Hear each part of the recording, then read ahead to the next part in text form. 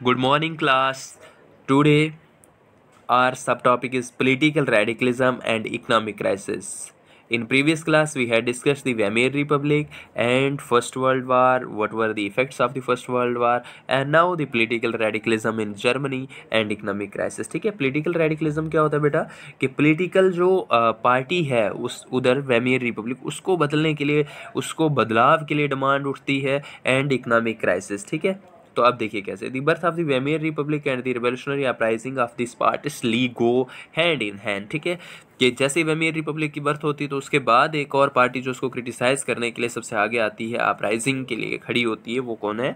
स्पार्टिस्ट league है. ठीक है, clear. And Spartacist League want the revolution on the Bolshevik revolution in Russia pattern. ठीक है, जिस तरीके से रशिया में बॉलिशविक ने रेवोल्यूशन किया था उसी पैटर्न पे वो भी चाहते हैं कि उसी प्रकार से रेवोल्यूशन हमारे यहाँ भी हो. ठीक है, क्लियर. और ये क्या चाहते हैं? The political atmosphere in the Berlin was charged with the demand for the Soviet style government. ये चाहते हैं कि जैसी गवर्नमेंट वहाँ पे थी वैसी ही गवर्नमेंट हमारे यहाँ भी बनाई जाए. ठीक है, और कौन कौन से लोग इसको इनके साथ थे, कौन कौन से लोग जो थे सेपरेटिस्ट लीग को सपोर्ट करते थे, जो कि रेवोल्यूशन चाहते थे जर्मनी में. ठीक है, और दूसरी साइड जो आपका वेमियर रिपब्लिक था तो उसके सपोर्टर कौन थे? Socialist, Democrats and the Catholics. ठीक है, तो इन्होंने क्या किया कि डेमोक्रेटिक रिपब्लिक इन्होंने बनाई थी, तो Weimar Republic was in the power at that time, वो पावर में थे, तो उन्होंने इस अपराइजिंग को क्रश करने के लिए क्या किया बेटा? एक जो है वो सोल्जर की ऑर्गेनाइजेशन बनाई, जिस ऑर्गेनाइजेशन का क्या नाम रखा? Free corpus. ठीक है, क्या नाम रखा बच्चे? Free corpus. ठीक है, फ्री कॉर्पस. तो उससे क्या हुआ? इनके अपराइजिंग को ख़त्म किया. And later this party change his name. उसके बाद इन्होंने अपना नाम चेंज करके स्पार्टिस्ट लीग ने क्या रख दिया?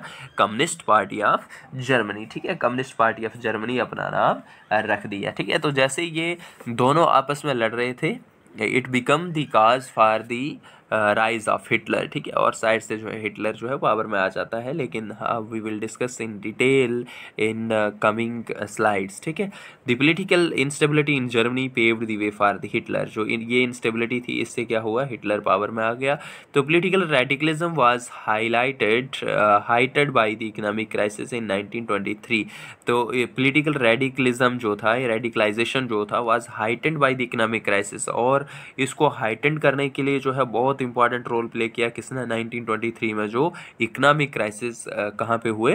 जर्मनी में हुए. ठीक है, तो मतलब पॉलिटिकल रेडिकलाइजेशन जो हुआ, पॉलिटिकल बदलाव जो देखने को मिला, हिटलर का राइज देखने को मिला, एवरीथिंग जो देखा जर्मनी में, तो वो बहुत हद तक जो है इकोनॉमिक क्राइसिस उसके लिए रिस्पॉन्सिबल थे. ठीक है, तो किस तरीके से इकोनॉमिक क्राइसिस थे वहाँ पे, let's discuss. The birth of the Weimar Republic and the revolutionary uprising.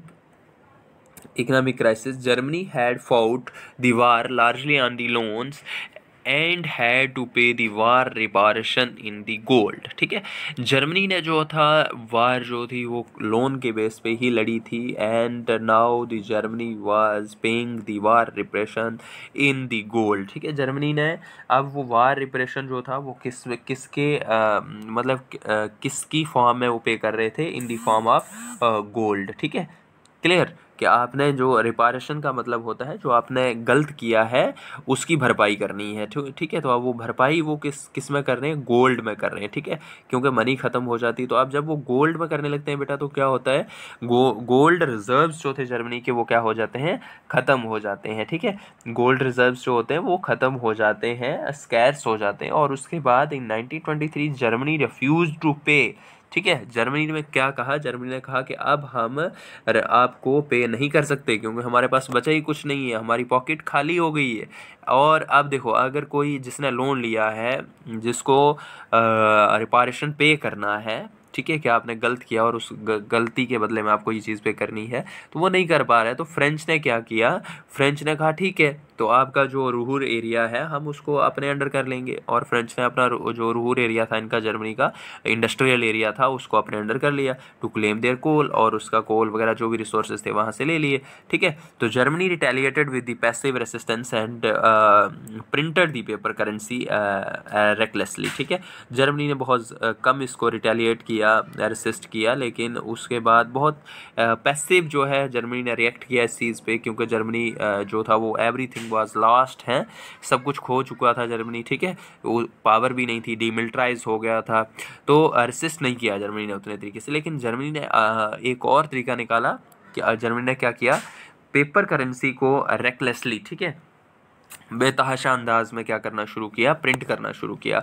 लेकिन उससे क्या हुआ, जब बहुत ज़्यादा मनी प्रिंट किया तो प्रिंट करने से क्या हुआ, जो उनकी करेंसी थी, क्या करेंसी है, थी उनकी मार्क। ठीक है, तो उसकी वैल्यू जो है वो क्या हो जाती है, कोलैप्स हो जाती है, बहुत कम हो जाती है, डिक्रीज हो जाती है। Prices of the goods sold, ठीक है, प्राइसेस जो होते हैं वो इंक्रीज हो जाते हैं। In April 1923 the US dollar was equal to 24,000 marks. ठीक है, US का $1 जो था वो 24,000 मार्क्स के बराबर था, और इन दिसंबर 1923 दी फिगर रन इन ट्रिलियन, और दिसंबर तक आते आते बेटा ये जो फिगर थी, जो मार्क की वैल्यू थी, वो बहुत ज़्यादा ट्रिलियन में डिक्रीज हो गई थी। मतलब $1 की जो कीमत थी वो ट्रिलियन ऑफ मार्क्स हो गई थी। क्लियर है?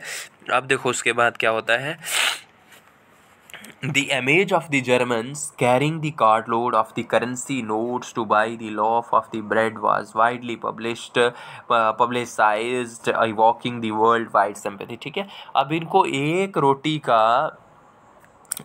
खरीदने के लिए क्या करना पड़ता था, इस प्रकार से पूरा कार्ट लोड करके ले जाना पड़ता था पैसों का।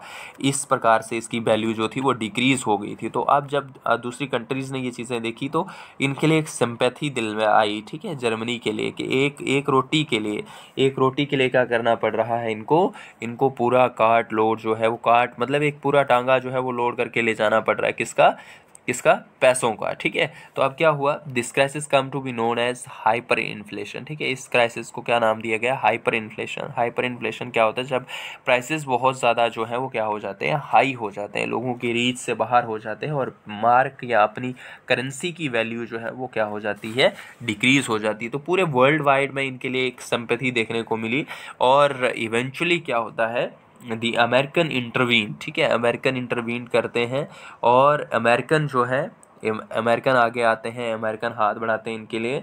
तो क्या करते हैं, एक जो प्लान है वो साइन किया जाता है। What was the name of the plan, Dawes plan. ठीक है, डास प्लान के अंडर क्या होता है, rework the terms of the reparation. ठीक है, जो रिपारेशन जो इन्होंने मतलब फर्स्ट वर्ल्ड वार में किया था, तो उसकी जो रिपारेशन ये पे कर रहे थे कि हमने गलत किया, और गलत की जो सज़ा इनको दी जा रही थी, तो अब उसकी टर्म्स को अगेन जो है चेंज किया गया। कुछ जो है फाइनेंशियली इनको जो लोन था वो माफ़ कर दिया गया, जो इनको पे करना था वो माफ़ कर दिया गया, और जर्मनी के बर्डन को धीरे धीरे क्या कर दिया गया, मतलब कि कम किया गया, और इससे थोड़ी सी जो स्टेबिलिटी है वो जर्मनी में देखने को मिली। ठीक है, तो next topic is the year of depression, we will discuss in the second video. Okay students, thank you.